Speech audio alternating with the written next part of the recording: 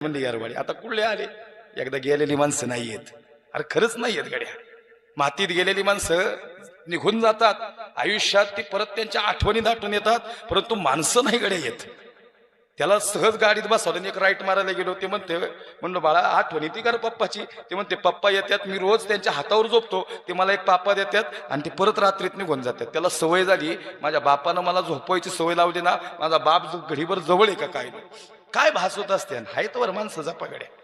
तुम्ही म्हणाल महाराज हे निम्म कीर्तन तर बापावरच गेलं नाही हा महत्वाचा विषय होता अभंगातला गाभा होता अंतकरण दाटून आलं लेक लई रडायला लागली अरे तुमच्या डोळ्यात पाणी येणारच की आता हे बी रडतात बरं का यांच्या बी डोळ्यात पाणी आहे आता गडीवर नुसतं तुमच्याच नाही आई तुमचे डोळे भरूनच येणार आहेत